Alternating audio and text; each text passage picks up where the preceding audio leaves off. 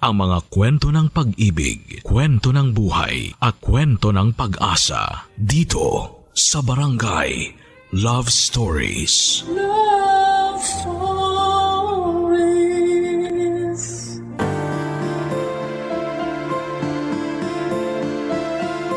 Minsan, may kaibigan tayo na may dinadalang bigat na hindi natin nakikita.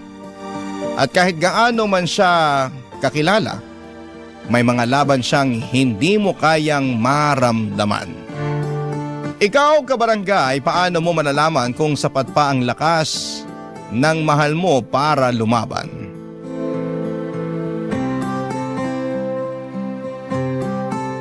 Dear Papa Dudut, isang magandang tanghali po sa lahat ng mga nakikinig ngayon.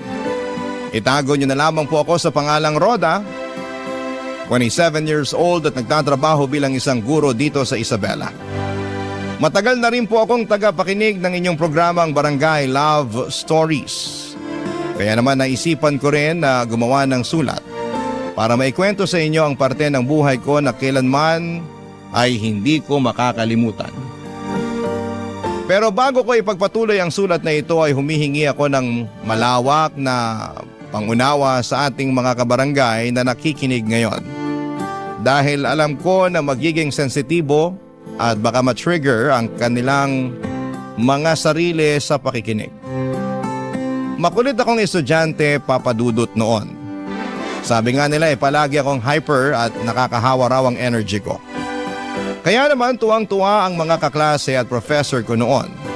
Pero syempre hindi pwedeng mawalan ng kontrabida sa buhay natin.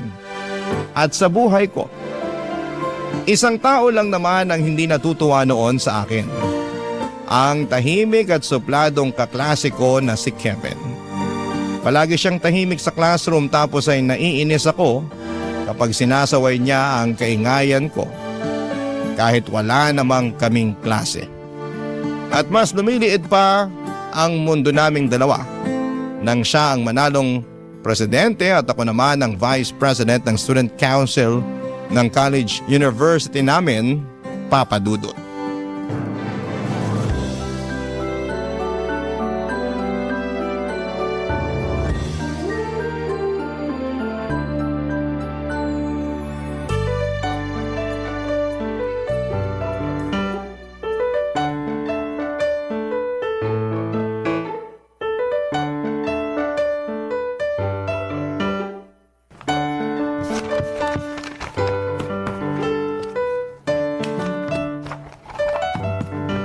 Roda, bakit nandito ka pa sa office ng student council?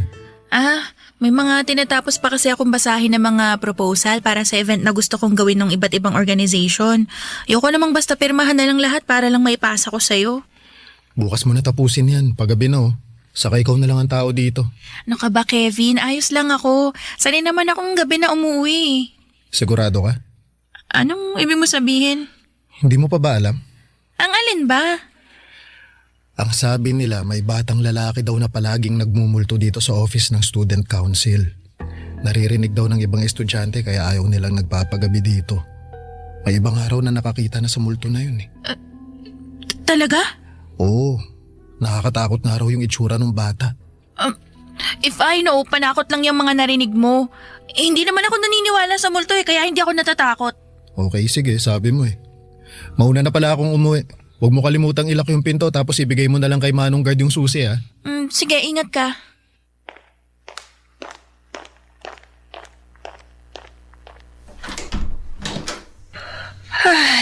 Naantok na talaga ako. Di bali, konti na lang naman to, matatapos ko na lahat. Ay! Tumayo! Ay, Kevin, ikaw ba yan? Uy, Kevin! Kala ko ba umuwi ka na? Kevin! Mukhang may daga sa bandaro ng opisina. Sabihin ko nga sa mga kasama ko na maglinis kami bukas para hindi kami dinadaga dito. Ala, bakit naman biglang namatay yung ilaw? Malas, nag-brown out pa yata. Gamitin ko na nga munang flashlight tong cellphone ko para maayos ko na yung mga gamit ko. Ay, ako Diyos ko. Totoo nga yata yung multong bata na sinasabi ni Kevin. Ay, makalabas na nga baka kung ano pang magpakita sa akin dito. Diyos ko, bakit ayaw bumukas ng pinto? Manong guard! Manong guard, tulungan niyo po ako! Buksan niyo tong pinto, Manong!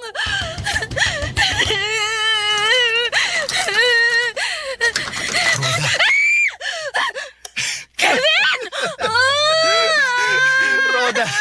Roda, ako lang to si Kevin. Uy, relax. Imulat mo na yung mga mata mo, uy. May ilaw na ulit, oh.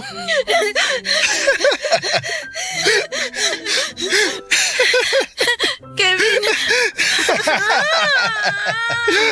Oo, ako lang to.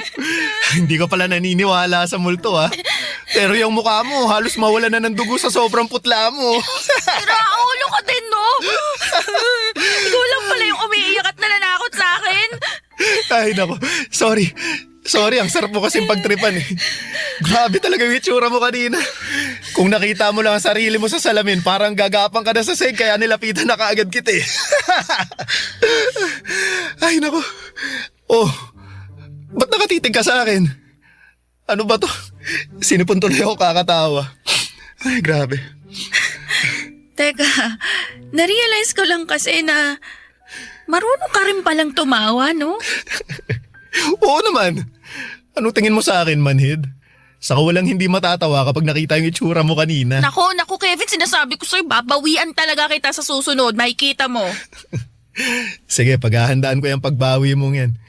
Pero sa ngayon, umuwi na muna tayo kasi baka may magpakita na talaga sa atin dito sa office. Papadudot, nagulat talaga ako sa ginawa na yon ni Kevin. Kung hindi pa siya nagpakita ay baka nawala na ako ng malay dahil sa pananakot niya sa akin. Pero mas nagulat ako kasi hindi ko alam na may tinatago rin pala siyang kakulitan. Akala ko ay super KJ at suplado niya na parabang sinalo lahat ng katahimikan sa mundo. Pero hindi pala kasi marunong din pala siyang gumawa ng kalokohan. Kaya naman yon ang simula ng closeness naming dalawa. Dahil pareho nga kaming part ng student council ay madalas kaming magkasama. At nakakatuwa kasi pati siya ay nahayaan na rin o nahawaan na rin ang kakulitan ko noon. Mali pala. Lumabas talaga ang kakulitan niya noon na hindi niya ipinapakita sa karamihan. Yung dating suplado at iniiwasan na si Kevin ay nagkaroon na rin ng ibang kaibigan. At nakakatuwa na sa paglipas ng mga buwan, lumalim ang samahan naming dalawa, Papadudot.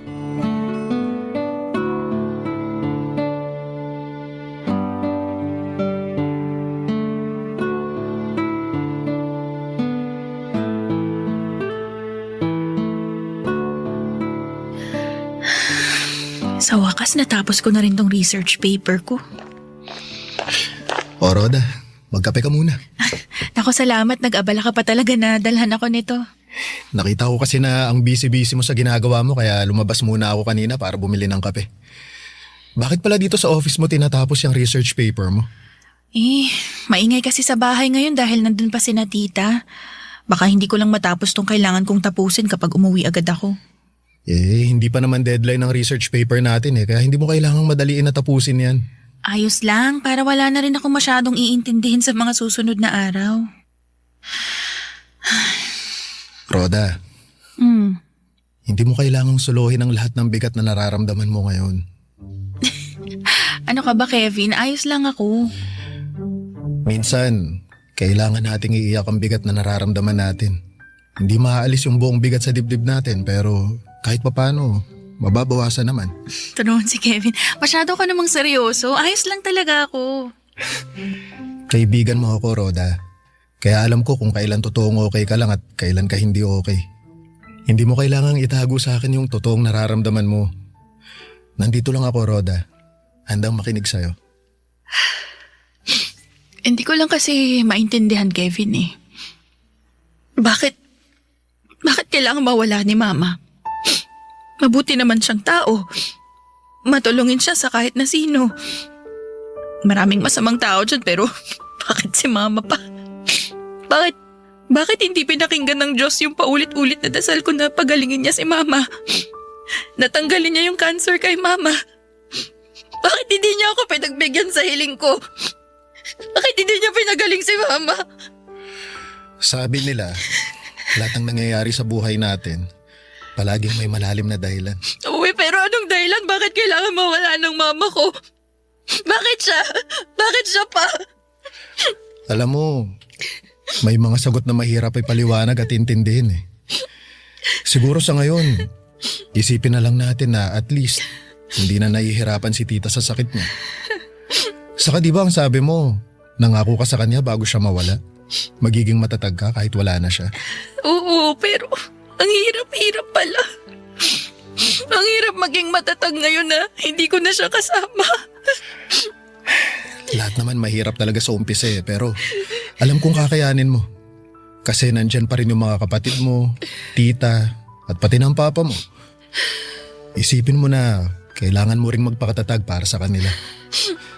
Kailangan yung magpakatatag para sa isa't isa. Oo, tama ka. Kailangan din ako ng mga kapatid ko eh. Salamat, Kevin, ha? Basta kapag kailangan mo ng kausap, Roda, nandito lang ako. Makikinig ako kahit tungkol saan pa yan.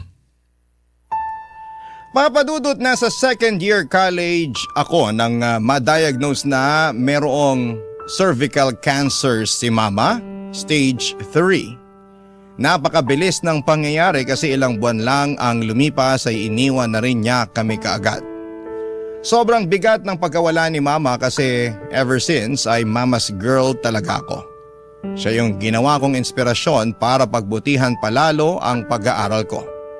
Kaya nang mawala siya, parang nawala ng direksyon ang buhay ko.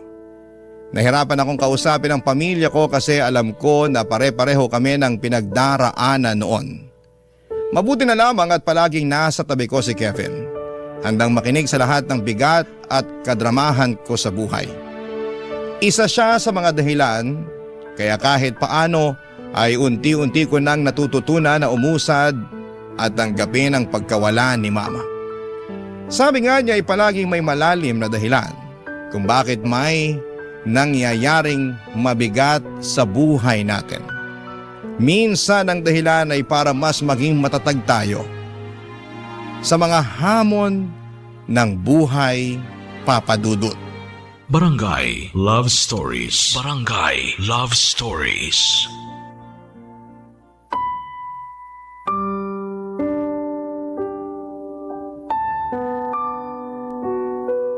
Papadudot, mas lalo pang lumalim ang pagkakaibigan namin ni Kevin to the point na palagi na kaming magkasama sa loob ng university.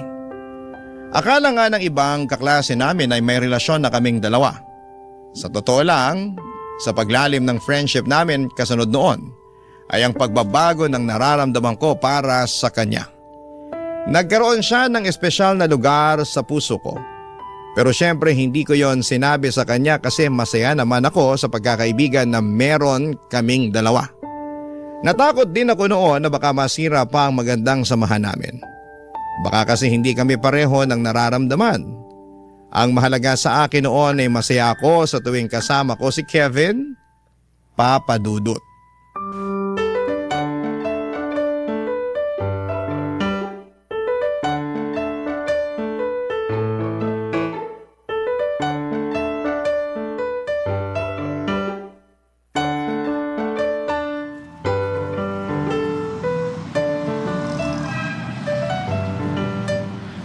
Buti na lang hindi pumasok yung prof natin sa last subject, no? Sinabi mo pa. Ang aga tuloy nating makakauwi ngayon. Pero alam mo, ang jahe din pala na hindi siya pumasok kanina. O bakit mo naman nasasabi yan? Kasi ang aga nga nating makakauwi pero tinambakan niya naman tayo ng reporting para next week. Oo nga pala. Siya rin kasi yung pinakatamad magklase sa lahat ng professor natin eh, no? Tamad na nga magklase, ang sipag pang magtambak ng mga report at research paper natin. Ay, no. Doon niya kasi talaga tayo binabawian. At teka, gusto mo ng halo-halo? Libre kita. Uy, talaga ba? Oo. Hindi kasi ako nag-lunch kanina kaya may extra pa ako sa baon ko dito. Yun, sige, thank you. Sakto, medyo gutom na rin ako eh. Yun oh. Tara, doon tayo sa malapit na tindahan. Ang alam ko, masarap daw yung halo-halo doon eh. Kevin! Hoy! Tay, ano pong ginagawa nyo dito? Hinahanap talaga kita. Pauwi na rin po ako, Tay. Magmimerienda lang po kami. Walang iyakap bata ka! Tito, huminahon po kayo. Hindi niyo po kailangang saktan si Kevin. Namanahimik ka dyan! Dahil hindi ikaw kinakausap ko at ikaw, Kevin, ilabas mo yung pera ko! Ano pong perang sinasabi nyo? Ba't nagmamahang-mahangat ka pa talaga? Ilabas mo na yung perang ninakaw mo sa akin! Tay, nasasaktan po ako, Tay. Bitawan niyo po ang braso ko. Mas masasaktan ka talaga kapag hindi mo binalik yung perang ninakaw mo! Tito, bitawan niyo na po si Kevin. Sabi ko sa'yo, huwag ka makikialam, Neng, ha? Kung ayaw mong pati ikaw, masaktan! Tay, wala po talaga ako ninakaw na pera sa inyo, Tay. Napakasinungaling mo talagang bata ka. Wala namang iba kukuha ng pera ko sa kwarto kundi ikaw lang. Kaya ilabas mo yung pera ko. Akin na yung perang ninakaw mo. Wala nga po ako ninanakaw sa inyo. Ano wala, ha? Sigurado ka? O sige, kakapkapan ko itong mga bulsa ng pantalon mo, ha? Tay, kahit kailan hindi ko po kayo ninakawan. Kung wala ka talagang ninakaw sa akin, ano tong perang nasa bulsa mo, ha? Pera ko to, ha? Allowance ko po yan galing sa Kapitolyo. Tinitipid ko po talaga para sa mga susunod na araw na pasok ko. Baka sinungaling mo talagang bata ka? Manang-mana ka dyan sa nanay mo. Akin na to lahat ng pera to. Lahat na to, ninakaw mo to. Pero Tay! Tumahimik ka dyan kung ayaw mong mas masaktan ka sa bahay mamaya. Aalis na ako at baka mahuli pa ako sa sabong na pupuntahan ko. Umuwi ka na ng bahay at maglinis ka doon. Hindi yung naglalakwa at saka pa kasama yung kung sino-sino. Pwe!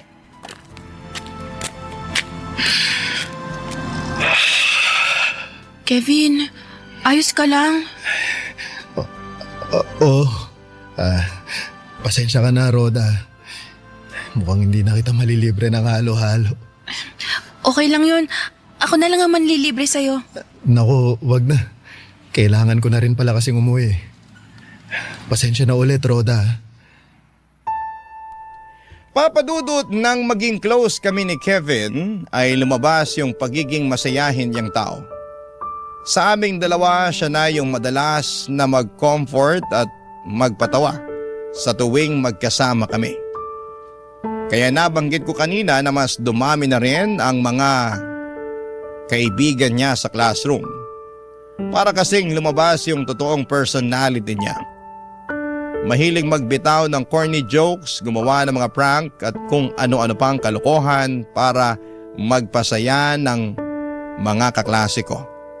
Matalino rin si Kevin at academic scholar kagaya ko. Pangarap niya rin ang maging guro kasi gusto niya raw makatulong sa mga kabataan na nalulubog sa hirap ng buhay. Sa kabila ng mga pangarap niya na yon ay hindi ko alam na may magulo pala siyang buhay. Pagkatapos ng araw na yon, ilang araw siyang hindi nakapasok sa klase. Kaya naman nagdesisyon ako na puntahan siya sa bahay nila, Papa Dudut.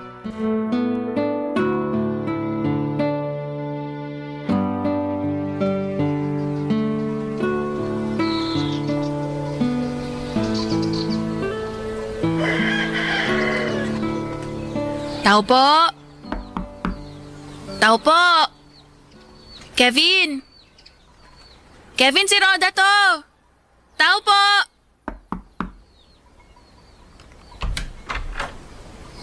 Oh, Neng. Aga mo namang bulahaw. Ano bang kailangan mo? Magandang umaga po. Ano maganda sa umaga kung sinira na ng pang-iistorbo mo? Ano bang kailangan mo?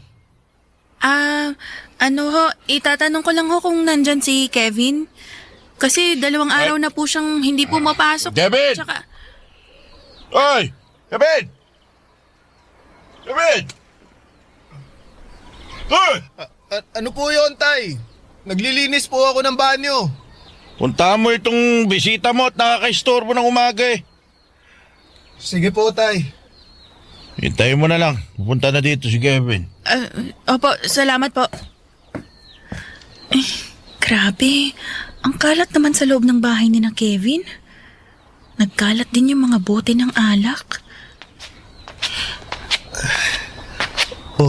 Roda, napadaan ka. Gusto lang sana kitang kumustahin, Kevin. 2 araw ka na kasing hindi pumapasok sa klase natin eh. Ano kasi, sumama kasi yung pakiramdam ko. Trinangkaso rin ako ng 2 araw. Teka, ang laki ng pasasapisngi mo ah. Anong nangyari dyan? Wala. Tumama lang sa pinto ng kwarto. Ano yun, pisngi lang yun tumama? Oo, alam mo naman, medyo clumsy ako eh. Okay, sabi mo eh. Alam mo, napansin ko lang na parang ang aga naman yata maglasing nung tatay mo. Almusal niya na kasi yung alak eh. Actually, almusal, tanghalian, tsaka hapunan. Kaya medyo makalat din sa loob kasi marami rin siyang nainom kagabi. Sorry ah. Hoy, Kevin! Bili mo nga ako ng alak sa tindahan. May pera ko pa naman dyan, di ba? Sige po, tay. Tara, Roda. Libre kita ng soft drink sa tinapay doon sa tindahan. Dali, malapit lang yun dito.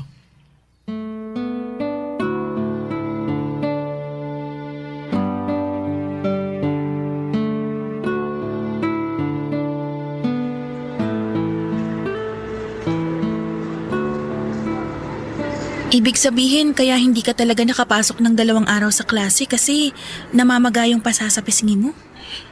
Oo, saka may bukol ako noon sa Kitang-kita kahit buong gabi ko nang nilagyan ng yelo.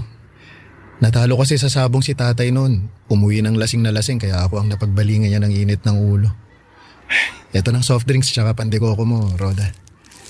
Salamat, Kevin ah. Tanong ko lang ah, palagi bang ganyan yung tatay mo? Hindi naman palagi pero medyo madalas lalo na kapag natatalo siya sa sabong. Alam mo, Roda, hindi naman ganyan dati si tatay. Sobrang bait niya nun. Masipag magtrabaho at saka walang kahit na anong bisyo. Anong nangyari? Bakit nagbago siya? Nasa 4th year high school ako nung lumaya si nanay.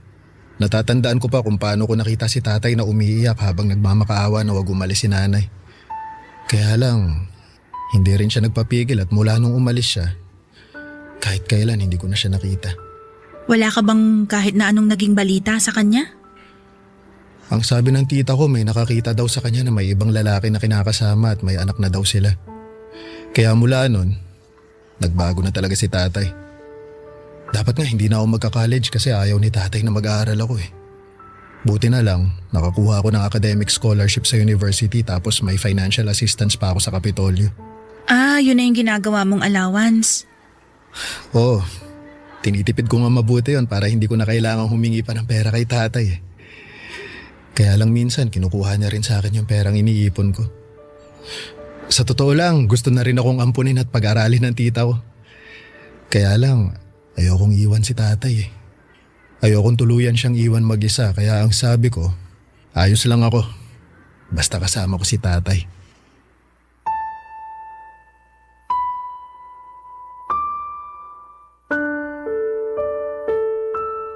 Papa Dudut, hindi ko inaasahan noon na sa likod ng malalaking ngiti at malalakas na tawa ni Kevin ay ang malungkot na kwento ng buhay niya.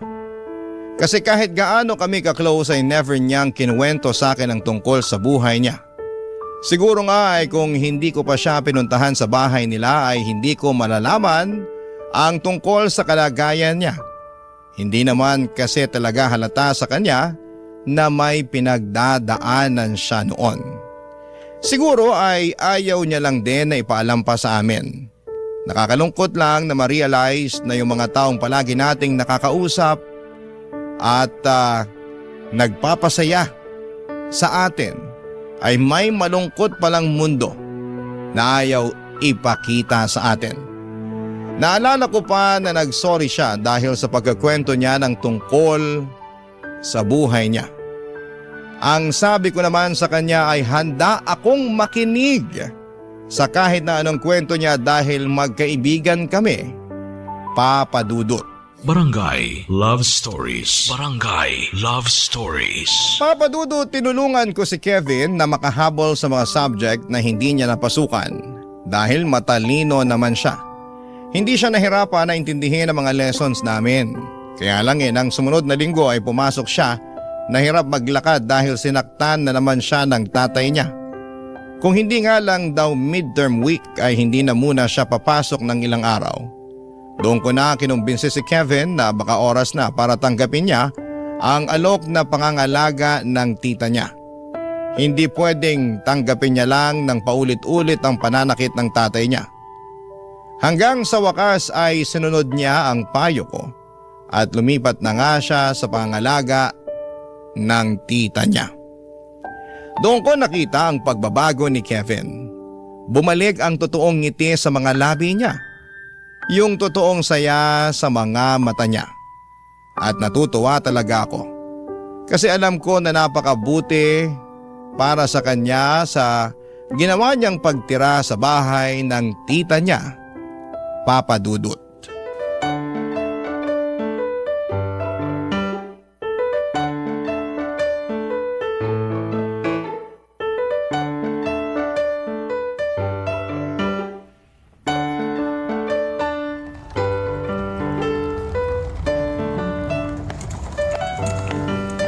Kevin, inom ka munang tubig, oh. Salamat, Roda. Yung mga props, huwag niyong kalimutang ilagay sa harap ng stage ha. Yung mga line niyo, kabisado niyo na ba? Uy, bakit wala sumasagot sa akin? Kapag nagkamali pa kayo sa mga line niyo mamaya, hindi ko na talaga alam kasi ilang beses na tayong nag-rehearse. Uy, Kevin, kalma lang. Hindi mo naman kailangan magtaas ng boses eh. Ikaw ba, Roda, kabisado mo na mga lines mo para sa stage play mamaya? Opo, direk. Kabisado ko na po.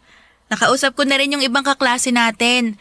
Alam na rin nila yung gagawin nila. So, ibig sabihin, may 1 oras ka pa para kumalma at magpahinga. Pasensya ka na. Alam mo naman na dito nakasalalay sa stage na to ang final grade natin sa history, di ba? Oo, alam ko naman yun. At seryoso naman ako sa sinabi ko na kabisado ko na yung mga line ko. Mabuti naman kung ganun. Kung bakit naman kasi stage play pa talagang ginawang final exam sa atin ni Sir Albert eh. Mahilig kasing manood ng stage play si Sir kaya pinagawa niya sa atin to. Pero Kevin, wag ka mag-alala. Sigurado ako na magiging maayos ang lahat. Maipapasa natin ang subject na to.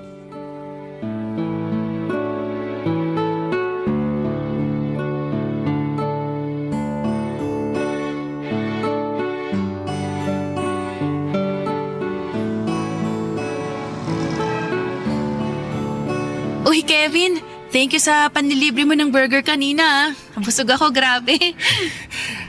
Thank you din, Roda, kasi pinakalma mo ako bago magsimula yung stage play kanina. Iba na kasi talaga yung kaba ko nun eh. Sabi ko naman sa'yo, walang magiging problema. Kita mo, binigyan tayo ng 1 na final grade ni Sir Albert para sa stage play natin. Alam mo ba, muntik na akong maluha nung sabihin niya yun kanina. Alam mo, napansin ko nga yun. Akala ko nga tutulo pa pati uhog mo eh. Grabe ka naman sa akin. Pero, hindi naman natuloy yung luha ko. Pero ang galing niyong lahat kanina. Napabilib niyo ako sa acting at saka sa pagbitaw niyo ng mga linya ninyo. Eh paano? Ang galing mo kayang mag-direct. Direct Kevin. Ay. Lalo na kapag oras ng rehearsal, nasa'yo talaga lahat ng atensyon namin. Kasi nakita namin kung gaano ka kaseryoso na makakuha tayo ng mataas na grade sa subject na to. Nasa isang grupo lang tayo, kaya gusto ko na pare-pareho tayong mag-e-effort dito. Ikaw kaya ang pinaka-ma-effort sa lahat. Mas marami ka pang naging trabaho kaysa dun sa assigned stage manager natin eh. Hindi naman. Ayoko lang naiasa sa ibang tao yung mga bagay na kaya ko namang gawin. Yan yung pinaka-nagustuhan ko sa'yo, Kevin. Pinipilit mong kayanin yung lahat kahit alam mong nahihirapan ka na. Kaya nga lalo kitang... Ha? Lalong ano? Kaya lalong tumaas yung respeto ko sa'yo bilang isang kaibigan dahil sa ganyang ugali mo, Kevin. Dati na naman akong ganito. At alam mo yan kasi isa ka sa pinakamatagal na kaibigan ko dito sa university, Roda. Medyo lumalalim na rin ang gabi, no? Tara, uwi na tayo. Sige, tara, Kevin. Papadudod sa totoo lang ay alam ko sa sarili ko na tuluyan nang nahulog ang loob ko para kay Kevin noon.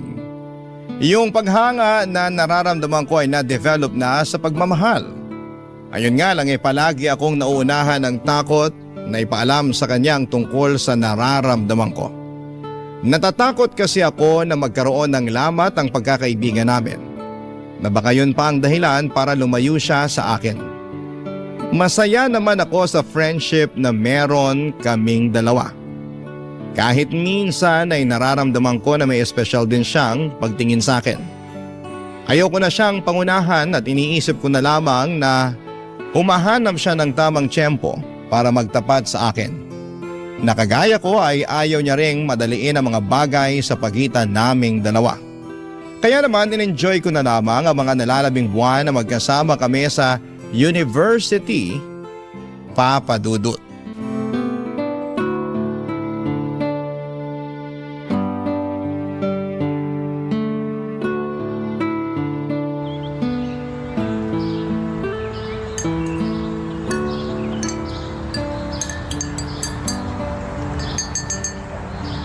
Kevin, kape.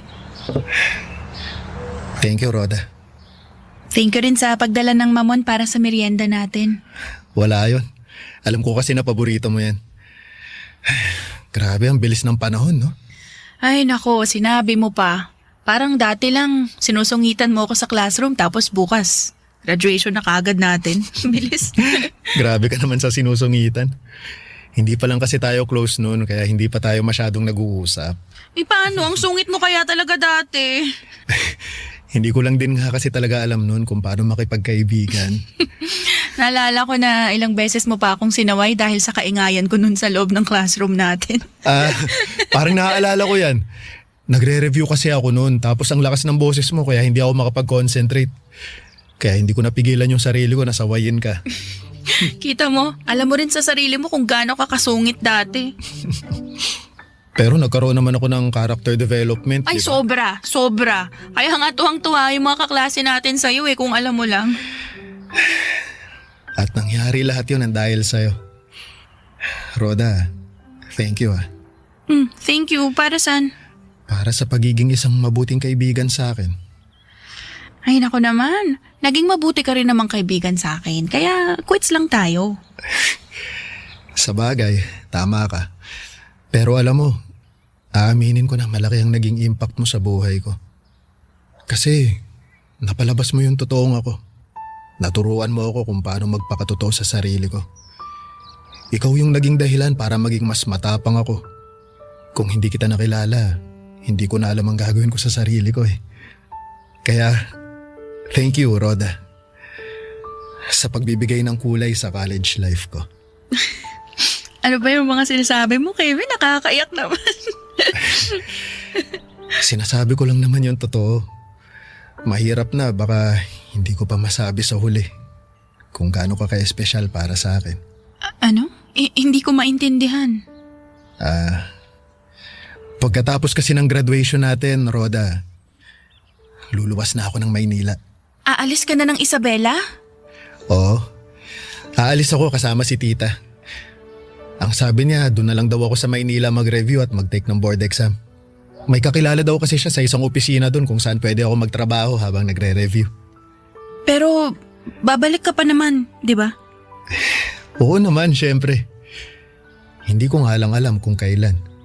Kaya nga gusto kong sulitin ang araw na to at magpasalamat sa'yo kasi ikaw yung naging tulay para mas lalong lumakas ang loob ko. Sabi mo nga, di ba? Magkaibigan tayo. At ang magkaibigan palaging nagtutulungan at nagdadamayan. Basta, Kevin, nandito lang ako palagi para sa'yo, ha? Alam ko na hindi naging madali ang buhay natin pareho. At ano man ang maramdaman mong bigat o problema, tawagan mo lang ako, ha? Palaging bukas ang linya ko para sa'yo.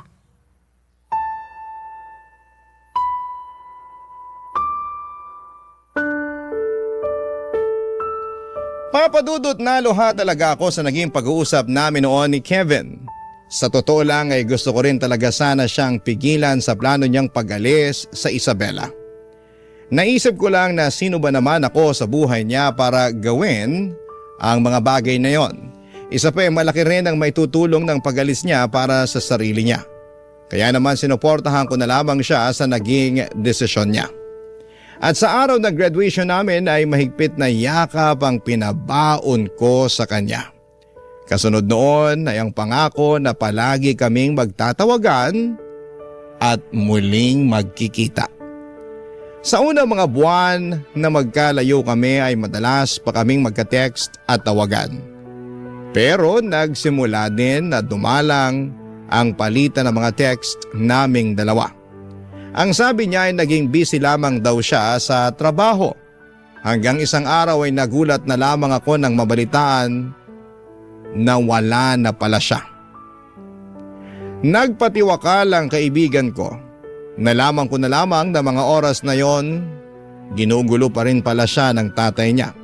To the point na hindi na siya makapag-concentrate sa pagre-review at pagtatrabaho niya. Hanggang sa nag-decide na siyang bumitiw na lamang sa mundong ito.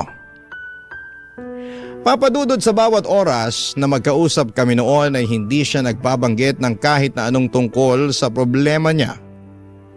Kaya ang buong akala ko ay okay na siya. Akala ko ay natutulungan ko na siyang makausad at maging masaya. Pero hindi pa pala. May mga oras din na napapatanong ako na paano kaya kung nagawa ko magtapat ng nararamdaman ko para sa kanya. May magbabago kaya sa ginawa niya? Mas mabibigyan ko kaya siya ng dahilan para lumaban sa buhay? Magiging masaya kaya kaming dalawa? Wala nang masasagot sa mga katanungan kong yan, Papa Dudut, pero umaasa ako na dahil sa kwento na ito ay makapagbigay ako ng paalala sa mga taong may mabigat na pinagdadaanan sa mga oras na ito, na palaging may mga tenga na handang makinig sa atin. Huwag sana tayong mahiya at matakot na humingi ng tulong mula sa kanino man. Lalo na sa mga oras na parang hindi na natin kayang lumaban sa buhay. Hanggang dito na lamang po ang aking kwento, ang inyo pong kapuso at kabarangay forever, Roda. Ano ang masasabi mo sa ating Barangay Love Stories today? Aabangan namin yan sa aming comment section. Ang mga kwento ng pag-ibig, kwento ng buhay at kwento ng pag-asa dito sa Barangay Love Stories. Love Stories.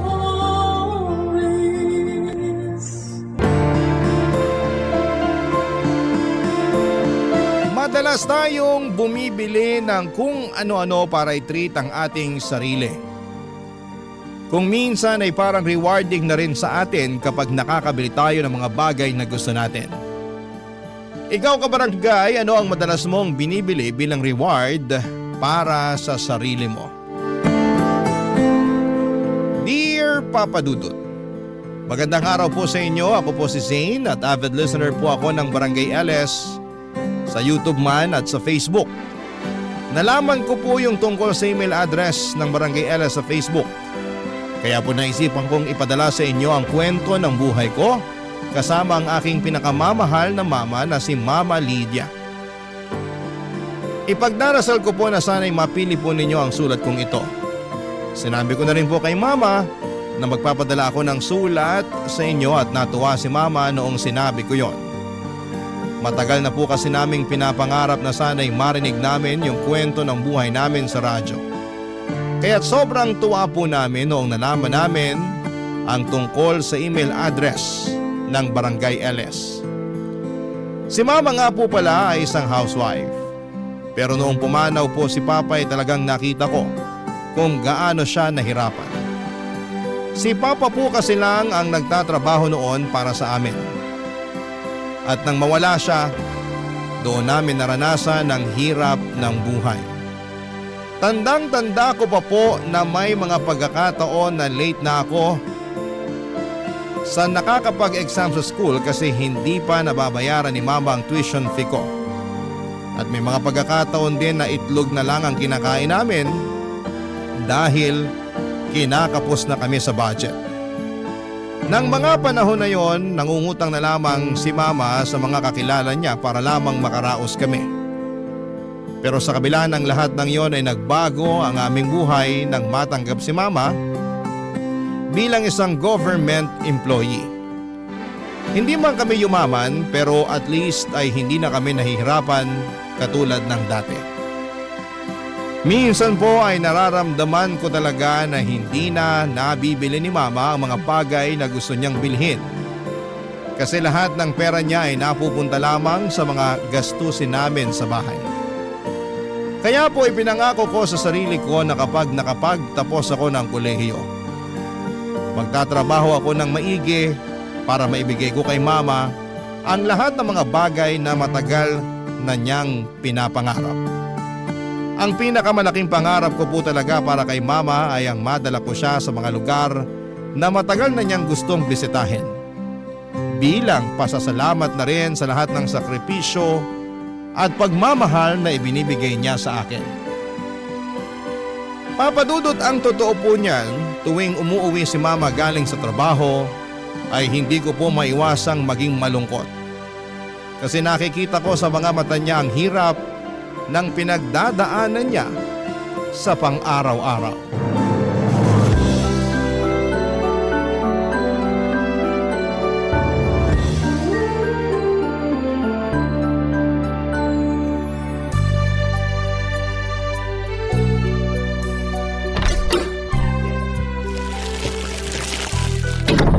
Anak, pasuyo naman oh. Akin na po, Ma. Tulungan ko na po kayo. Ba't ang dami niyo naman yata ang pinamiling groceries? Natanggap ko na kasi yung sahod ko kaya ayan. Pinamili ko na rin dyan yung mga paborito mo. Nga pala, kumusta ka sa school kanina? Okay naman po. Medyo stressful lang kasi ang dami kong projects. Pero wala po akong hindi kakayanin basta para sa inyo. Naku, ang sweet-sweet mo talagang bata ka. Alam mo, ikaw ang dahilan kung bakit patuloy akong lumalaban sa buhay. Ang totoo po niyan, naaawa na po ako sa inyo kasi alam kong matagal nyo nang gustong mag-resign sa trabaho. Pero huwag po kayong mag-alala. Ilang taon na lang po at makakapagtapos na rin ako sa college. At kapag nangyari yon, ako na po bubuhay sa inyo. Promise mo yan ha? Syempre naman! O nga pala, may gusto sana akong ipagtapat sa'yo. Ano po yun? Nagbabalak na akong mag-resign next month. Seryoso? Sigurado na po ba kayo dyan? Oo naman. Ang totoo niyan, matagal ko na tong pinaghandaan. At sapat na rin yung naipon kong pera sa bangko. So ano pong balak niyong gawin? Magnenegosyo tayo. Anong klaseng negosyo naman? Alam mo kasi, noon pa man, pangarap ko na talaga magkaroon ng sariling kainan. Pero syempre, naudlot yun nung ikinasal ako sa papa mo. Pero hindi po magiging madali yan. Paano na lang kung hindi pumatok sa masa yan at malugi lang kayo? Napaka-negative mo talagang bata ka. Paano natin malalaman kung hindi natin susubukan, di ba? Kung sa bagay. Sige, kayo po ang bahala. Pera nyo din naman yung gagamitin nyo dyan. At alam mo ba, na may nakita na ako magandang pwesto kanina. Perfect na perfect yung pwesto na yun para sa plano ko. Nakuha nyo po ba yung contact number? Siyempre, ako pa ba? Bukas na bukas tatawagan ko na rin yung may-ari ng pwesto. Anak, this is it na talaga. Pakiramdam ko ito na yung simula ng pag-unlad natin. 2 taon kong pinaghandaan to. Ang tagal nyo na palang pinaghahandaan yan pero ni minsan hindi nyo man lang binanggit sa akin yung tungkol dyan. Magtatampo na po talaga ako sa inyo. Sus! Nagdrama na naman ang nag-iisang anak ko na ubod ng ganda. Ano ka ba? Huwag ka nang magtampo sa akin kasi para din naman sa'yo to eh. Bakit hindi nyo man lang nabanggit sa akin yung tungkol sa balak nyo na magtayo ng kainan? Eh kasi ayoko mausog yung plano ko. Kung ganun naman po pala, bakit nyo pa sinabi sa akin ngayon? Kasi napagtanto ko na ikaw ang magdadala sa akin ng swerte. Unti-unti ko na kasing napapansin na tuwing nag-uusap tayo, sinuswerte ako. Ang labo nyo naman. Ewan ko ba sa inyo kung bakit hanggang ngayon nagpapapaniwala pa rin kayo sa mga ganyan? Hindi naman totoo yan eh. Ano ka ba? Wala namang mawawala kung maniniwala tayo, di ba? Ay, kung sa bagay. At speaking of swerte, teka lang, asan na ba yung bag ko? Sandali lang hanapin ko lang. Anong hinahanap nyo? Nung tinawagan mo ko kanina habang namamalengke ako, nakapulot ako ng cellphone. O, sa'yo na yan. Ano ka ba naman, Ma? Sigurado ako nga hanapin to ng may-ari. Siyempre, alam ko yun. Pero tingnan mo muna yung cellphone na yan, walang password. At wala ring laman yung contacts.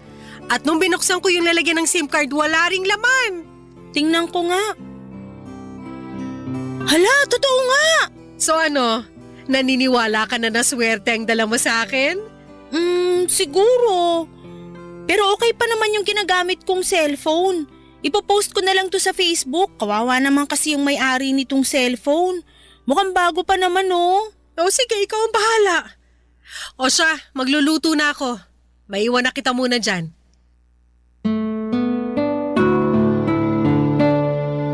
Habang nagluluto si Mama ng gabing yon ay naisipan ko pong i-post sa Facebook yung cellphone na nahanap niya. Marami pong nag-attempt na i-claim yung cellphone pero hinanapan ko talaga ng resibo yung mga gustong kumuha. Kasi yun lang po ang paraan para mapatunayan na sila nga ang tunay na nagmamay-ari ng cellphone. Pero wala pong nakapagpakita sa akin ng resibo. Kaya hanggang ngayon ay nasa drawer ko pa rin yung cellphone. Anyway, Papa Dudut, sobrang mapamahiin po talaga si Mama. Naniniwala po talaga siya na tuwing tinatawagan ko siya ay sinuswerte siya. Natatawa at hinahayaan ko na lamang po si Mama sa mga gusto niyang paniwalaan kasi alam ko naman na harmless yon. Hindi ko na rin po siya masisisi kasi yung henerasyon niya ay lumaki sa mga ganitong paniniwala at pamahiin. Hinahayaan ko na lamang po siya kasi wala naman pong masama sa mga pamahiin na gusto niyang paniwalaan niya. Kaya't iniintindi ko na lamang. At tungkol doon sa plano ni Mama makalipas ang ilang buwan, natuloy na po yung plano niyang mag-resign sa trabaho at tinuloy po niya yung pangarap niyang magtayo ng sarili niyang kainan sa pwestong nagustuhan niya. Tandang-tanda ko pa noong mga panahong yon ay hindi po sapat yung savings ni Mama para ipatayo ang kainan at nagkautang pa po siya para lamang maipatayo yung kainan. Pero sa kabila ng lahat ng hirap at sakripisyo ay nagbunga po ang lahat. Ang kainan po ni Mama ay nag-boom at mukhang hindi po nagkamali si Mama sa desisyon niyang iwanan ang trabaho niya bilang government employee para sa pagnenegosyo. Napakasaya po namin kasi talagang napatunayan ni Mama na kaya niyang magtagumpay sa sarili niyang diskarte at sipag. At kung akala niyo po na nabawasan na yung stress ni Mama simula nung nagnegosyo siya ay nagkamali po kayo. Mas lalo pong dumoble yung stress niya kasi may mga tao na siyang tinututukan at habang tumatagal ay dumadami din yung mga customers namin. Yung kainan po namin ay 15 minutes lang ang layo sa bahay namin. Kaya kapag wala akong pasok ay tumutulong ako doon. Kadalasan po ay tumutulong ako sa mga tauhan ni Mama na nagsiserve ng pagkain. Naglilinis ng mga mesa, nagwawalis at kung ano-ano pa. Aaminin ko na nakakapagod yung negosyo na yon pero masasabi ko rin po na worth it ang lahat ng pinagdaanan ni Mama para lamang maipatayo ang kainan namin, Papa Dudut.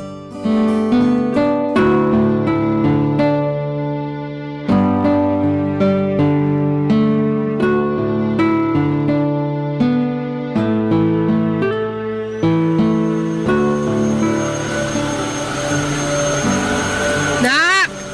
Ma, may sinasabi po kayo? Patayin mo nga muna yung vacuum. Ay, sandali lang.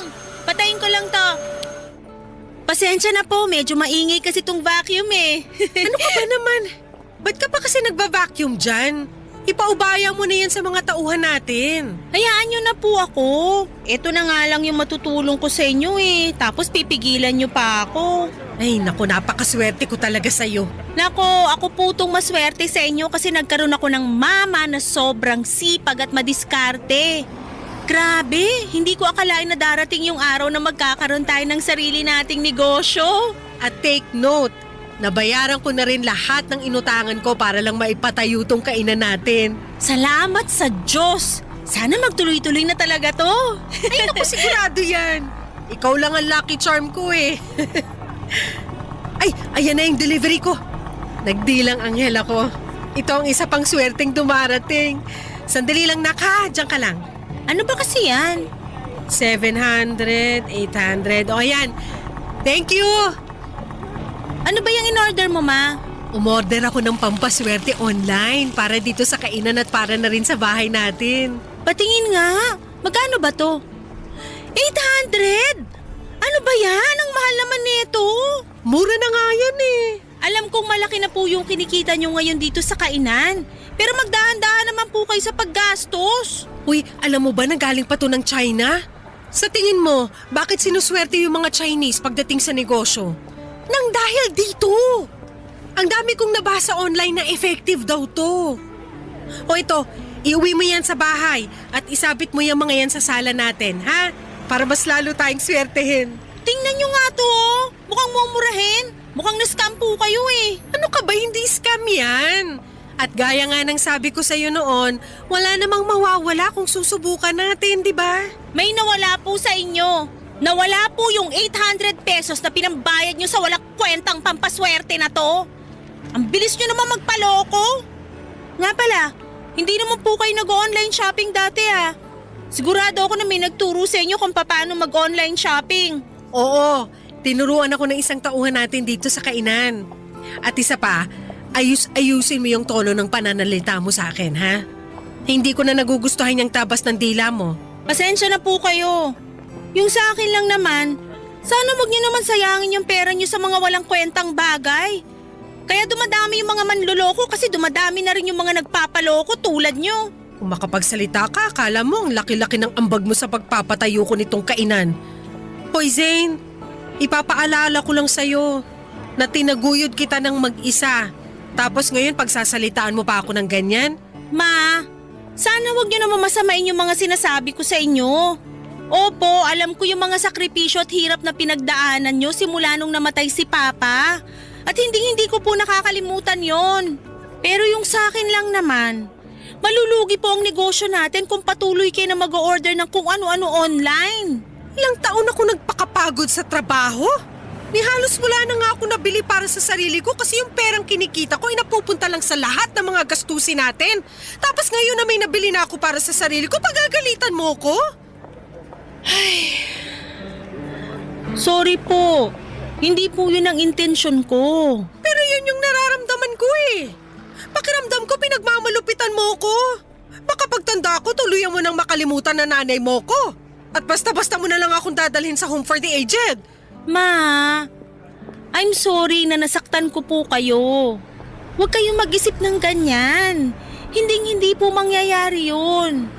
Yung sa akin lang naman, ayokong mawala sa inyo yung negosyong pinaghirapan nyo. Hindi mo kasi ako naiintindihan. Bata pa lang ako, laki na ako sa hirap. At ngayon lang ako nagkakaroon ng pagkakataon na bilhin yung mga gusto kong bilhin. At ayoko po na maranasan nyo pa uli yung hirap na yon. Kaya ako nga kayo pinagsasabihan eh. Pasensya na po talaga at napagtaasan ko kayo ng boses. Aaminin ko po na nagkamali ako doon. Ewan ko sa'yo. Huwag na po kayong magtampo. Patawarin nyo na ako, please. Masisisi mo ba ako? Eh talaga naman nakakatampo yung pasagot-sagot mo sa akin kanina eh. Sorry na po talaga. Oo na. Ha? Oo na, pinapatawad na kita. Sabi ko na nga ba, hindi nyo ako matitiis eh. I love you, Ma. I love you too. Pero sa susunod na sagutin mo pa ako, sasampalin na talaga kita.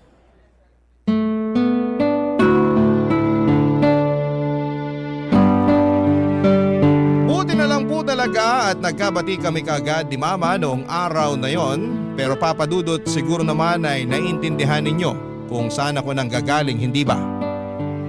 Oo, siguro yung maliit lang na halaga yung 800 pesos para gawing malaking issue. Pero ang ayoko lang talagang mangyari ay yung mag-aksaya si Mama ng pera para sa mga nakikita niya online. Ang mahirap kasi sa ibang mga matatanda ngayon, lalo na sa mga hindi masyadong techie, ay mabilis silang nagpapaniwala sa mga nakikita sa online. Kaya minsan ay nagiging target na sila ng mga scammers. Kaya kung may mga seniors man na nakikinig dyan, ang advice ko lamang po ay kung may gusto kayong bilhin online, mag-research muna kayo ng mabuti bago ninyo bilhin ito.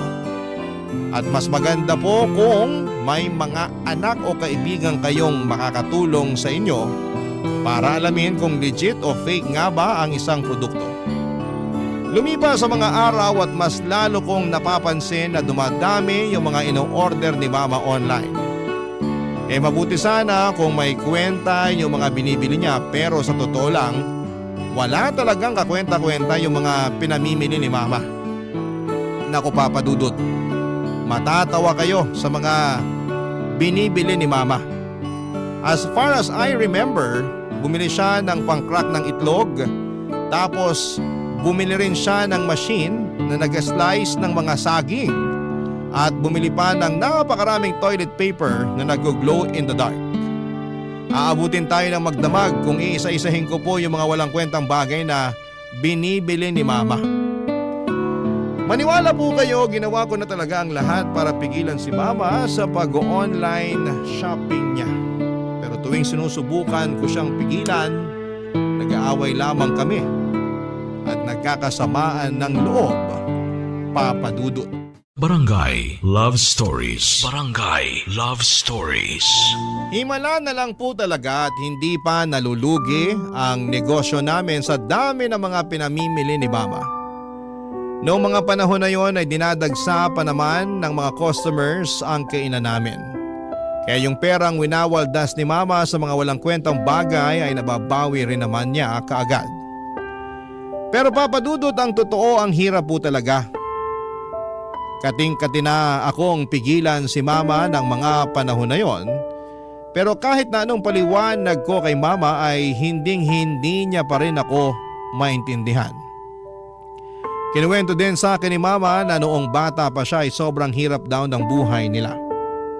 At mas mahirap pa daw sila sa daga at yung mga gamit niya noon ay puro luma at sira-sira. Kaya ngayon ay bumabawi siya sa sarili niya at bumibili ng mga bagay na gusto niyang bilhin dahil sa may pera na siya. Pero Papa Dudut, alam ko po na hindi magtatagal ay mawawala lahat ng pinaghirapan ni Mama kung magpapadala lamang siya sa emosyon niya. Kaya naman patuloy pa rin akong tumututol sa pag-online shopping niya. Kaya isang araw habang natutulog si Mama ay napag-isipan ko na i-install yung shopping application sa cellphone niya. Noong nagising po siya ay nataranta siya at nagsisigaw kasi wala na raw yung application. At nagpanggap ako na wala akong alam sa mga nangyari. At nagsinungaling ako kay Mama at sinabi ko sa kanya na may virus ang cellphone niya. Pero tuso po si Mama kasi noong araw na yon ay pumunta siya sa paggawaan ng cellphone at nagpatulong siya sa mga technician para ma-install muli yung shopping application sa cellphone niya. At nung mga sumunod na linggo ay palala ng palala at pamahal ng pamahal yung mga pinamimili ni Mama online. Dumating na sa puntong bumili siya ng flat screen TV kahit maayos pa naman ang TV namin. At bumili pa siya ng bagong refrigerator kahit na wala namang sira ang luma naming ref. Na mga panahon na yon ay kating-kati na akong basagin yung cellphone ni Mama para hindi na niya ito magamit. Pero syempre mahal ko ang Mama ko at ayokong sirain ang gamit niya. Makalipas nga Papa Dudut ang isang buwan ay nagulat po ako ng isang araw ay pagkagising ko ay may napansin ako na napakalakas na ingay sa loob mismo ng bahay namin.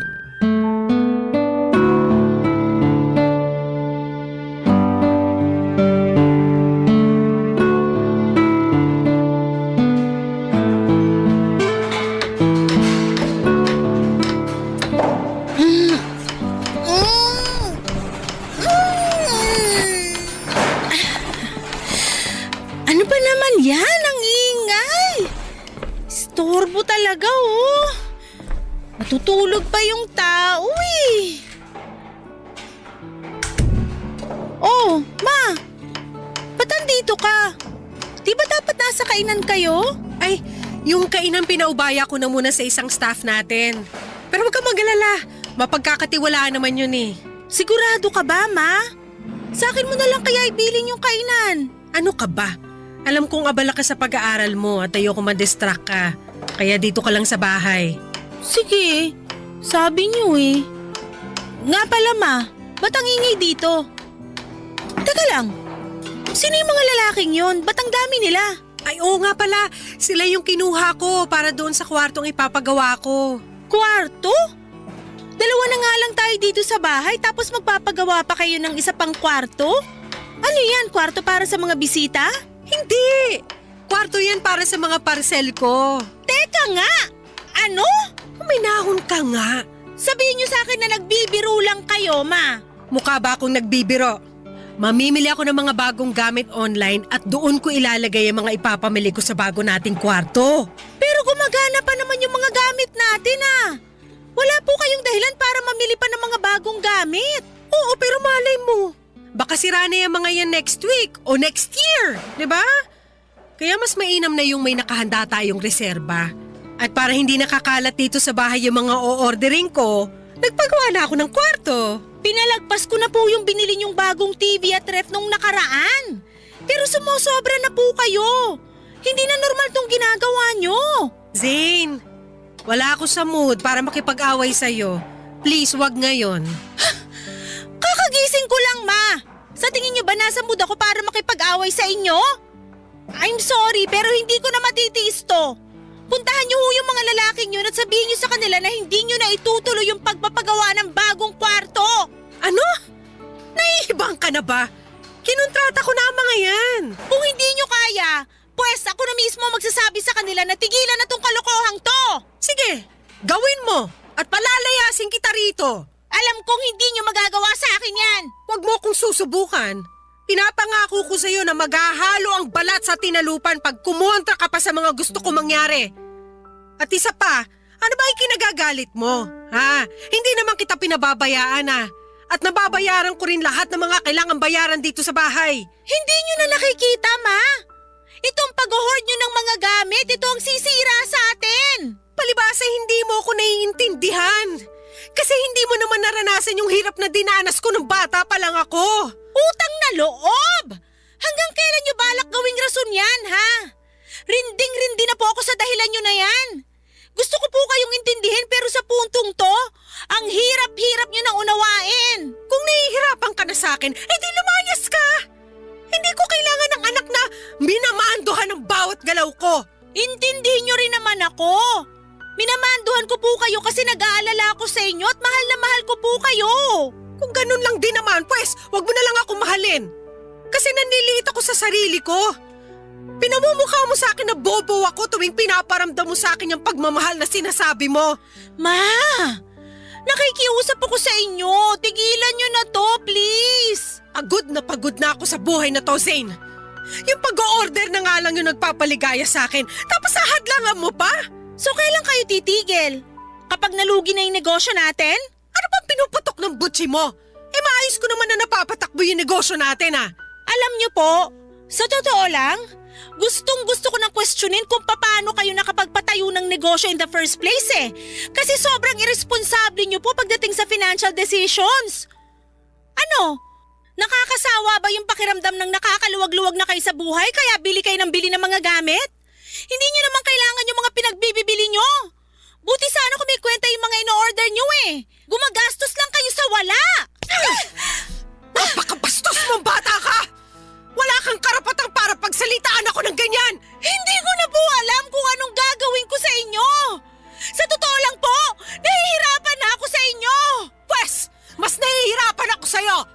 Alam mo kung pwede lang sana mamili ng anak, maniwala ka sa akin, hindi kita pipiliin. Sa mga sinasabi niyo sa akin ngayon, ba't parang mas mahal niyo pa yung mga in-order niyo online kesa sa akin?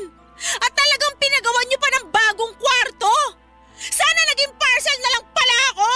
At least yung mga parcel na yon nagpapasaya sa akin. Hindi tulad mo na wala nang ibang ginawa kung hindi ang painitin ng ulo ko. Papasok na po ako sa kwarto ko.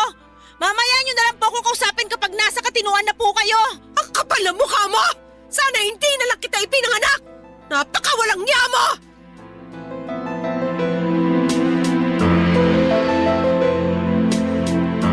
Hanggang ngayon ay sobrang nakokonsensya pa rin ako sa kung papaano ko sinagot si Mama noong araw na yon.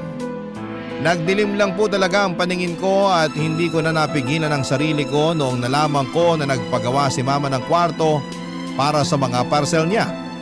Hindi ko matanggap na patuloy pa rin siyang nagbubulag-bulagan sa pagiging hoarder niya, Papa Dudut. Kaya napag-isipan ko po na mag-research tungkol sa kondisyon ni Mama. Nang tinignan ko sa internet ay napag-alaman ko na ang tawag pala sa kalagayan ni Mama ay hoarding disorder at isa itong mental health condition.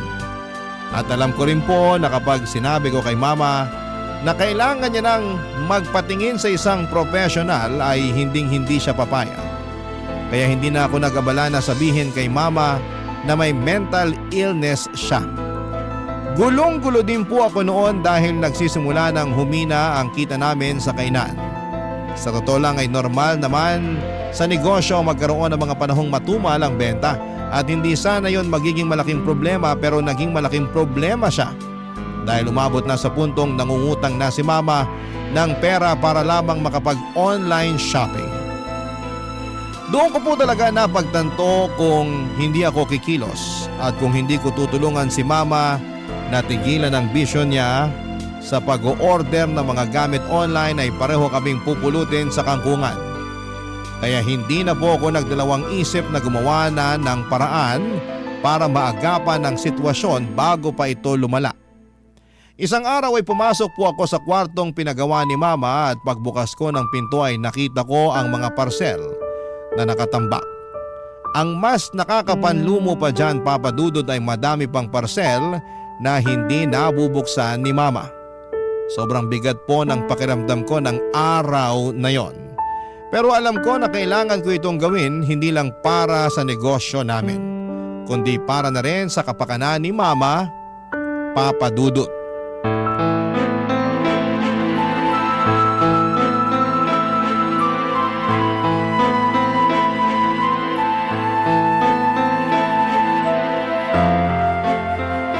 Zane! Hoy! Ano yung ginagawa mo? Bakit mo kinukunan ng letrato yung mga parcel ko dito sa kwarto, ha? At bakit mo naman binuksan tong parcel ko? Ma, I'm sorry pero kailangan na nating ibenta tong mga to. Ano? Hindi! Hindi ako makakapayag! Alam mo, ikaw masyado ka na nangingialam sa mga gamit ko. Bakit? Ni minsan ba pinakialaman ko yung mga gamit mo? Ha? Unti-unti nang dumadami yung mga pinagkakautangan nyo dahil sa bisyo nyo. Kaya habang maaga pa, agapan na natin to. Ibebenta ko tong mga parcel nyo at babayaran ko lahat ng mga pinagkakautangan nyo para matapos na tong problema na to. Tumigil ka nga! Oo, aminin ko may mga pinagkakautangan ako dahil matumal yung benta ng kainan ngayon. Pero makakabangon din tayo. Kapag dumami na ulit yung mga customers natin, mababayaran ko rin lahat ng utang ko. Maniwala ka! Marami kayong pinagkakautangan hindi dahil matumal yung benta ng kainan. Kung hindi dahil dyan sa bisyo nyo sa pag-online shopping. Paano kung matatagalan pa bago makabangon yung kainan, ha? Ano, aantayin nyo pa ba na tamaan kayo ng kidlat bago nyo maisipang magdasal? Hindi na! Ako na mismo ang puputol sa bisyo nyo. Ipopost ko na to at ibebenta natin lahat ng mga gamit dito sa ayaw at sa gusto nyo. Hindi ko hahayaang basta-basta na lang na ibebenta ang mga gamit ko. Wala kang karapatang magdesisyon para sa akin. Naman! Ito na yung pagkakataon para mabayaran mo na lahat ng mga utang mo. At isa pa, masisira lang po itong mga in-order nyo kasi hindi nyo naman ginagamit eh. Yung iba nga dito ay hindi nyo pa nabubuksan. Hindi mo ko naiintindihan, Zane. Hindi mo lubos na naiintindihan kung bakit ginagawa ko lahat ng to. Ano na naman yung idadahilan nyo? Yung lumaki kayo na mas mahirap pa sa daga kaya bumibili ng kung ano-ano para makabawi kayo sa sarili nyo? Huwag na! Ilang beses ko na pong narinig yan. Nung namatay yung papa mo, ang laki ng puwang na iniwan niya sa buhay natin. Ni hindi nga ako nagkaroon ng pagkakataon man lang para pagluksaan yung pagkamatay niya. Kasi kinailangan kitang alagaan. Kinailangan ko mag-isip ng paraan kung paano kita bubuhayin na mag-isa. At nang dahil doon, hindi na ako nagkaroon ng pagkakataon para isipin ko man lang yung sarili ko. Tapos ngayon ay pagkakait mo sa akin, yung pagkakataon na unahin ko naman ang sarili ko. Hindi ko akalain na darating yung araw na ipagdadamot ng sarili kong anak. Yung pagkakataon na maging masaya ako. Ma, sobrang unfair nyo naman po. Alam nyo naman kung gaano ko kayo kamahal, di ba? Oo, pero nak, pakiusap. Huwag mo nang ibenta to mga gamit ko.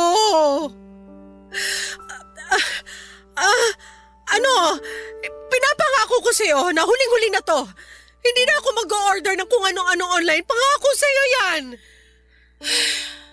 Sigurado na ba yan? Oo naman. Eto yung cellphone ko. Gawin mo na kung anong gusto mong gawin dyan. Maniwala kayo sa akin. Para sa inyo rin tong gagawin ko. Bakit? Anong balak mong gawin? I-delete ko na po yung account nyo kung saan kayo namimili ng mga gamit. Sobra naman ata yan, nak. Dapat nga matagal ko nang ginawa to eh. Baka naman... Ano? Baka naman pwede mo akong pagbigyan. Huli na talaga to. Naman! Please. Isang order na lang talaga. Sige na naman, payagan mo na ako. I'm sorry po, pero hindi pwede. Ayan, na-delete ko na rin yung account nyo sa wakas. Eto na po yung cellphone nyo.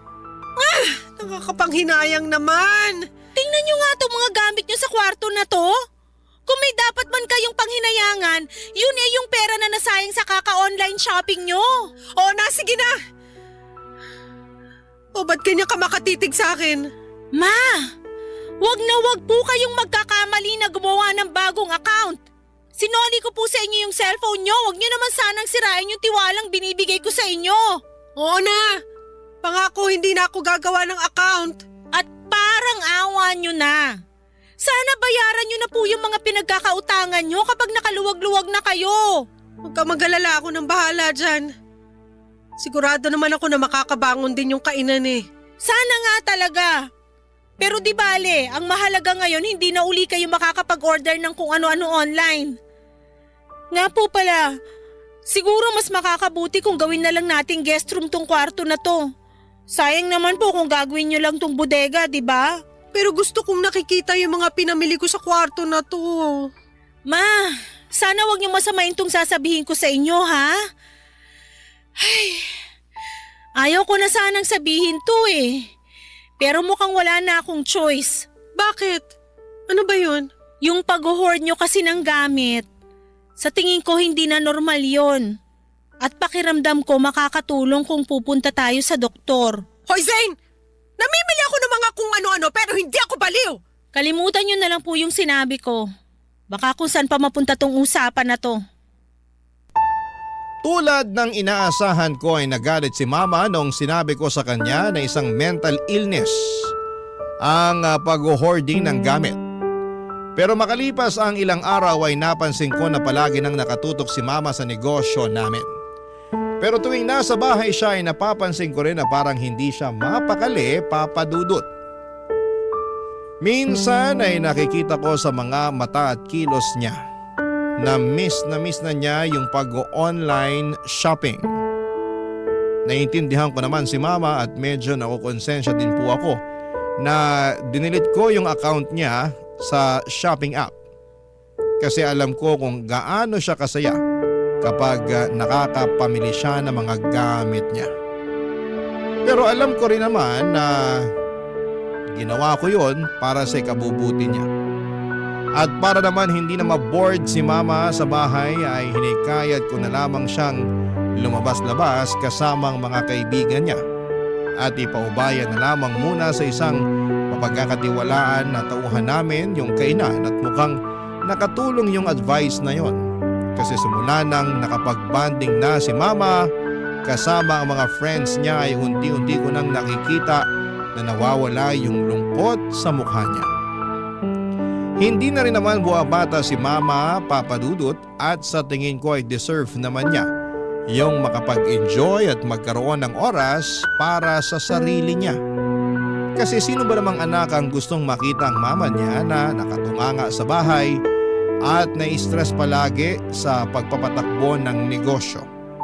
Masakit para sa akin yon kasi ayokong nakikita si Mama na malungkot o parang napapaligiran ng mga problema.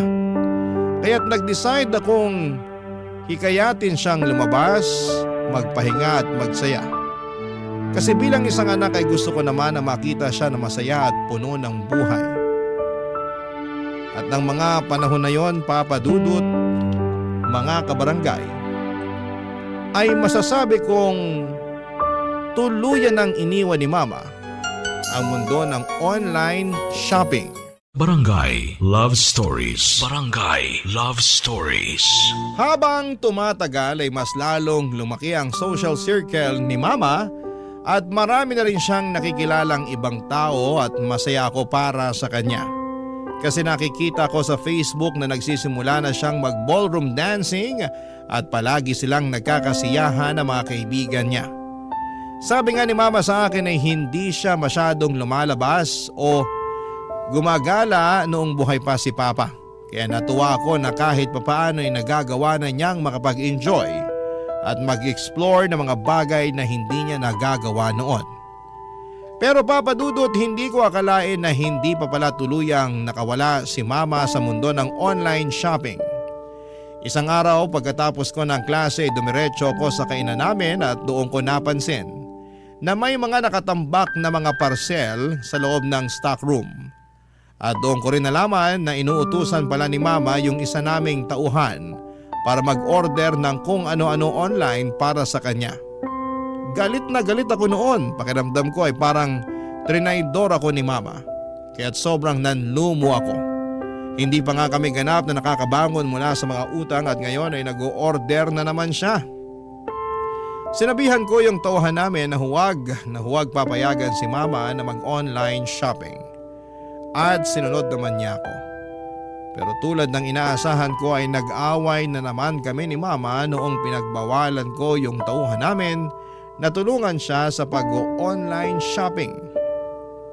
Pero hindi ko po akalain na mas malaki pa pala ang problema na haharapin ko. Isang gabi ay napansin ko na may kaibigan si Mama na tumalaw sa bahay namin. At dinig ko na sinabi niya kay Mama na kung mag-i-invest daw si Mama sa negosyo niya ay malaki daw ang kikitain na pera ni Mama. Alam mo naman ako, Papa Dudut, sobrang protective ako pagdating kay Mama. Kaya talagang nagalit ako ng gabing yon. Parang may kutob kasi ako na scammer ang kaibigan ni Mama at niloloko lamang siya, Papa Dudut. Kaya noon nag-CR si Mama ay nakipagtalo ako doon sa kaibigan niya at pinalayas ko siya sa bahay namin. At doon na nga nalaman ni Mama yung ginawa kong pagpapalaya sa kaibigan niya, Papa Dudut.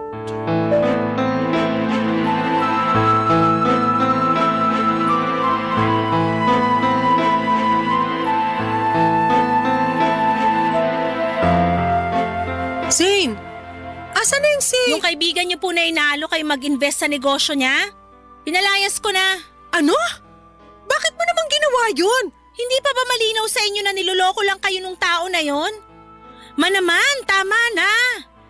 Hindi nyo na nga tinigilan yung pag-online shopping tapos ngayon magpapaloko na naman kayo? Kailan po ba kayo matatauhan? Yung taong tinatawag mong manloloko, yung taong pinalayas mo, kaibigan ko yun! Napakawalang modo mo! Wala na ako mukhang may aharap sa mga kaibigan ko nang dahil sa ginawa mo! Pwes, kung ganong klaseng tao lang din naman ang magiging kaibigan mo, di bali na lang. Alam mo, hindi na kita maintindihan! Hindi ba't ikaw tong humihikayat sa akin na lumabas-labas kasama ng mga kaibigan ko? Pinayagan na nga kitang i-delete yung account ko sa shopping app, di ba? Ipapaalala ko lang po sa inyo na never kayong tumigil sa pag-online shopping. Kung hindi ko pa nakita yung mga nakatambak na parcel sa stockroom ng kainan natin, hindi ko pa malalaman na inuutusan nyo lang pala yung isa sa mga tauhan natin na mag-order para sa inyo.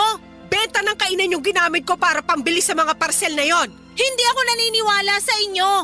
Sigurado ako na nangutang na naman kayo para lang matustusan yung bisyo nyo. Tumigil ka na nga! Gaya ng sabi ko sa iyo noon, makakabangon din ng kainan at mababayaran ko rin ng buo yung mga pinagkakautangan ko, naintindihan mo? Yun na nga yun eh. Hindi pa nakakabangon yung kainan pero dinagdagan nyo na naman yung mga utang nyo. Huwag ka mag-alala kasi wala na ako mga utangan. Anong ibig nyo sabihin? Yung kaibigan ko na pinalayas mo, isa siya sa mga palagi nagpapautang sa akin. Kaya naman palang lakas ng loob ng mokong na yun na alukin kayo mag-invest sa negosyo niya. Makinig ka muna sa akin, ha? Nagkakamali ka kasi pag nag-invest ako sa kanya, sigurado ako na yayaman na tayo. Ipinaliwanag niya sa akin ang lahat at ang laki ng tubo na makukuha ko sa negosyo niya. Imposible po yan. Please lang, huwag na kayong magpapauto sa taong yun. Mas maliwanag pa sa sikat ng araw na scam yung inaalok niya sa inyo. Ang totoo niyan? Ma, huwag mo sabihin na… Oo, nakapag-invest na ako. Binigay ko na sa kanya yung 40% ng bayad ko. Diyos ko naman! Ano ba tong gulo na pinasok nyo? Maniwala ka. Ito nang simula ng pagyaman natin, anak. Sana ginamit nyo na lang yung perang yun para mabayaran yung mga utang nyo. Hindi ka naman kasi nakikinig eh. Kapag dumoble o tumriple na yung perang ininvest ko, hindi ko lang mababayaran yung mga pinagkakautangan ko kung hindi mabibili ko na rin lahat ng gusto mong bilhin. Yung gusto ko lang yung tigilan nyo na yung kahibangan na to. Bahala ka kung ayaw mo maniwala. Ganyan naman kayo mga kabataan ngayon eh.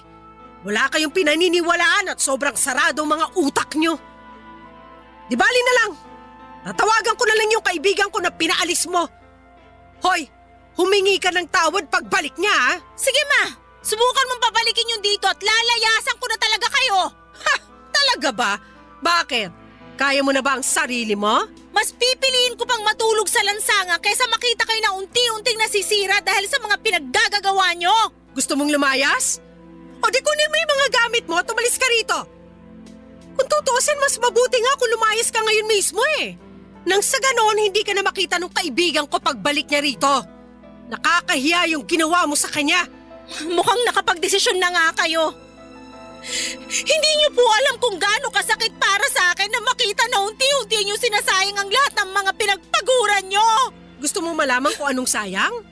Yung pagpapaaral ko sa'yo. Kasi lumalaki kang bastos at walang modo. Sana lang talaga, wag dumating yung araw na magsisi kayo pero huli na. Kung may pinagsisisihan man ako, yun na yung naging anak pa kita. Namimihasa ka na sa pambabastos mo sa akin? Hindi ka na naawa sa akin? Hindi niyo ba nakikita na ginagawa ko lahat ng to dahil mahal na mahal ko kayo? Ginagawa mo lang ang lahat ng to dahil ayaw mo ako maging masaya. Ang gusto mo lang ay yung nabibigay ko sa iyo yung allowance mo. Ganun ba talaga kababaw ang tingin niyo sa akin? Oo! Kasi kung mahal mo ako, hindi mo ako pagbabawalan sa mga bagay na nakakapagpasaya sa akin. Ayoko na po. Wala nang patutunguhan tong usapan na to. Siguro panahon na para maghiwalay muna tayo. At saan ka naman pupunta? Bakit? May pera ka? Doon na muna ako sa best friend ko. I'm sorry, pero aalis na ako. Tatawagan ko na lang po kayo. Nang gabing yon ay umalis ako sa bahay namin at dumiretso na ako sa bahay ng best friend ko. Yun na ata yung pinakamahirap at pinakamasakit na desisyon na nagawa ko. Yung iwanan si mama, pero ang sakit din na kababae kong tao ay hinayaan lamang ako ng nanay ko na umalis at iwanan siya. Hindi man lang niya ako inalok. Pakiramdam ko na mga oras na yon ay okay lang sa nanay ko na may mangyari sa akin na kung ano. Hindi ko na talaga alam kung ano ang gagawin ko sa kanya ng mga panahon na yon. At naisip ko na baka kung magpapakalayo-layo ako ay matatauhan si mama at baka tigilan na niya ang mga hindi tamang ginagawa niya. Lalo na ang paggastos ng pera sa mga walang kwentang bagay. Buti na lamang papadudot at taus puso akong tinanggap ng best friend ko sa bahay nila. Dumaan ang mga araw na nanghihiram na lamang ako ng pera sa kaibigan ko na yon para may pangbaon ako. Mabuti na lamang at hindi pa due yung tuition ko noon kasi kung hindi baka hindi ko napanindigan yung desisyon kong layasan si mama. At kahit wala na ako sa bahay namin ay patuloy pa rin akong nagtitext at tumatawag kay mama. Pero hindi siya sumasagot at palagi niyang pinapatay ang tawag ko. Okay lang sa akin yon kasi at least alam ko na ligtas si mama at wala akong dapat na ipag-alala. Kasi napapatay niya pa yung mga tawag ko. Pero syempre kahit na ganoon ay hindi ko pa rin maiwasang mag-alala. Minsan ay gusto ko nang umuwi pero pinipigilan ko ang sarili ko. Sabi ko sa sarili ko ay hindi ako uuwi hanggat hindi nagbabago si mama. At tuwing wala akong pasok ay dumadaan na lamang ako sa kainan namin at doon ako nagtatanong sa mga tauhan namin tungkol kay mama. Ang sabi nila ay okay naman daw si mama at wala naman daw akong dapat na ipag-alala. Pero isang araw ay tinawagan ako ni mama at pinapauwi na niya ako. Kaya nagpasalamat ako sa best friend ko na pinatuloy niya ako sa bahay nila. At nung umuwi na ako sa bahay namin ay doon ko nalaman ang tunay na kalagayan ni mama, Papa Dudut.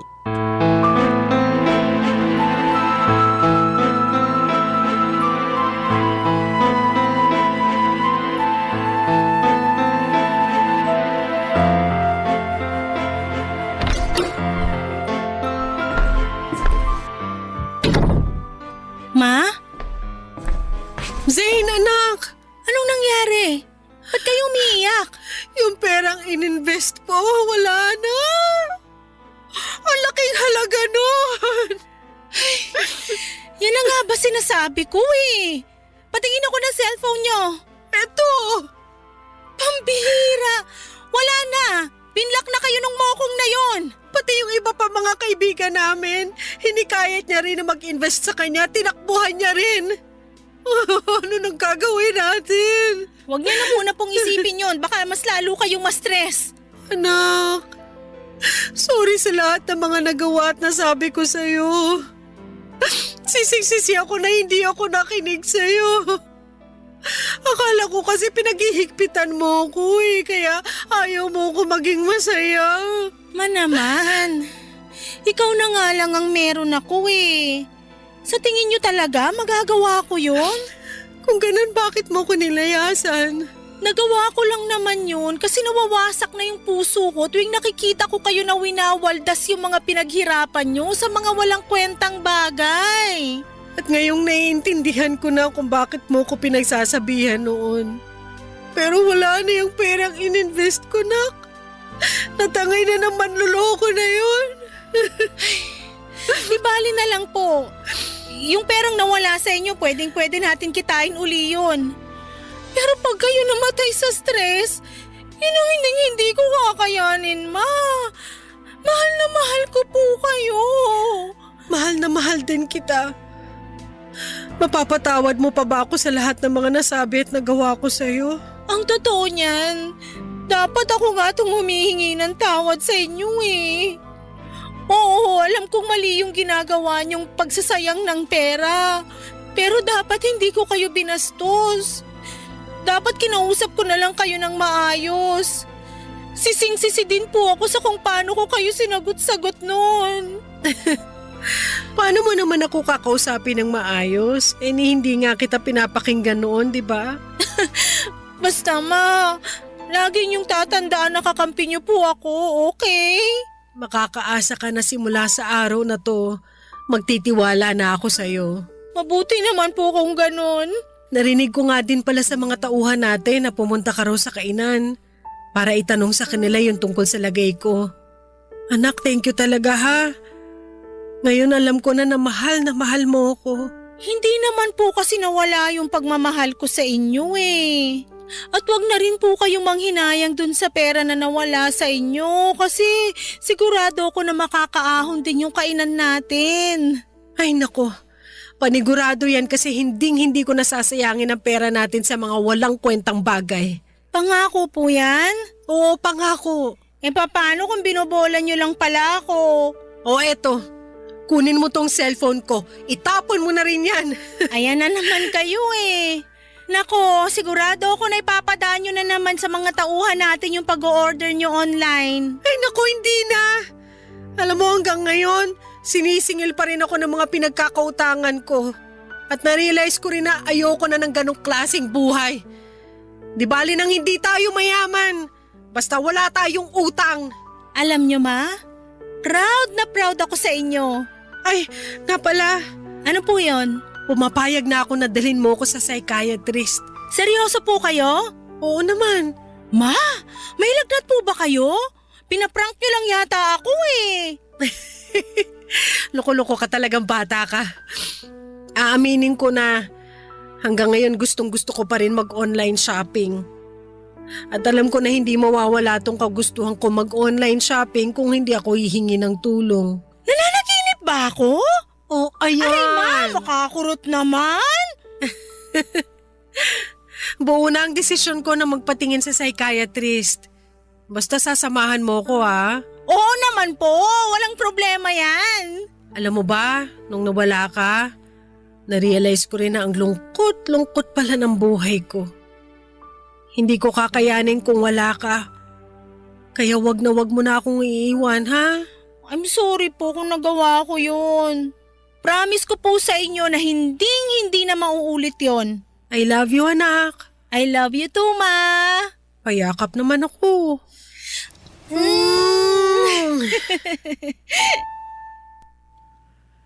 Papa Dudut, sigurado po akong yun na yung pinakamasayang araw sa buhay ko dahil alam ng Diyos na wala na akong ibang hiling kundi ang magbago si Mama at matauhan siya sa pagwawaldas ng pera niya sa mga walang kwentang bagay. Aaminin ko rin po na may halong panghihinayang ako doon sa perang na-scam kay Mama. Pero hinayaan na lang namin yon kasi ayaw ko nang ma-stress si Mama at karma na lamang ang bahala doon sa manloloko niyang kaibigan. Iniisip ko na lamang na at least ay natauhan na si Mama pagkatapos niyang may scam. At ngayon po ay okay na kami ni Mama at unti-unti nang nakakabangon ang kainan namin. Mas nagiging maingat na si Mama sa paggastos at sa tulong ng psychiatrist, mas naintindihan na ni Mama kung bakit siya nag-hoard ng mga gamit at natutunan na niya kung paano iwasan at kontrolin ang nararamdaman niya. Lalo na yung hiling niya sa pag-online shopping. At dahil na rin sa tulong ng psychiatrist ay tuluyan ang iniwanan ni Mama ang mundo ng online shopping. At abala na si Mama ngayon sa pagbayad doon sa mga pinagkakautangan niya. Proud na proud po talaga ako sa character development ni Mama. At pinangako ko rin sa sarili ko na kapag nakapagtapos na ako ng pag-aaral, magfo-focus ako sa kainan namin at sisikapin ko na mapalago ito ng maayos. Nga po pala Papa Dudut, lilinawin ko lang. Hindi ko po sinasabi na masama yung pag-online shopping ha, pero gaya nga noong narinig kong quote, too much of everything is bad. Kaya para sa mga kabarangay ko na nakakaranas ng pinagdaanan ni Mama, ang advice ko lamang po, kung napapansin ninyo na parang nag-hoard na kayo ng gamit, seryosohin nyo po ito. Hindi po ito simpleng hobby lang ha, kundi isang seryosong kondisyon na pwedeng makaapekto sa mental health and financial situation ninyo. At palagi po nating tatandaan na hindi sa dami ng gamit na susukat ang kaligayahan ha, kundi sa peace of mind at mga tamang desisyon sa buhay. Papa Dudut, maraming salamat po at sana po'y mabasa at mapili po ninyo ang kwento ng buhay ko. God bless and more power sa Barangay LS. Ang inyong kapuso at kabarangay forever, Zane. Anong say mo sa Barangay Love Stories na ito? Pagkwentuhan natin sa comment section yan.